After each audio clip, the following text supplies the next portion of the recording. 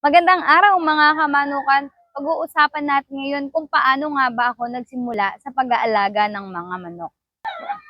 Sa pag-aalaga ng manok, ang unang-una ko talagang ginawa dito, bago ako bumili ng sisiw, inaral ko muna ng mahigit 1 buwan kung ano ba yung tamang proseso, kung ano ba yung tamang bakuna para sa mga sisiw. Kasi mag-i-start ako sa sisiw kaya dun ko unang inaral yung bakuna, kung ano yung mga patuka na dapat ipatuka na naaayon sa edad nila.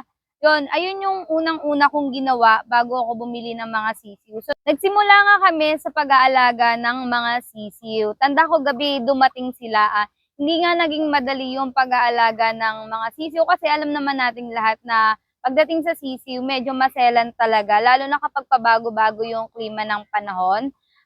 Nandyan yung init, yung lamig. Siyempre, pag sisiw, medyo malapit sa pagkakaroon ng sipon, ng ubo, ng halak. Kaya kumbaga hindi naging madali, pero napakasarap naman sa pakiramdam kasi dun sa nabili namin, 3 lang yung namatay sa amin, sisiw pa lang yon. Kami na yung nagbakuna sa mga sisiw na yan hanggang sa, eto, lumaki na sila ng ganito.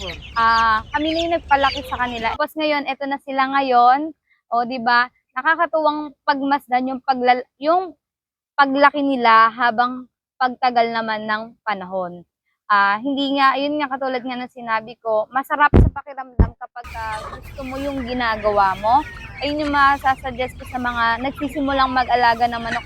Huwag kang mag-aalaga ng manok kung alam mong hindi mo naman gusto, napipilitan ka lang, gusto mo lang kasi alam mo, kumbaga, gusto mo lang kumita, ganun. Dapat hindi ganun yung thinking ng isang taong nag-aalaga ng manok. Dapat nasa hilig mo din.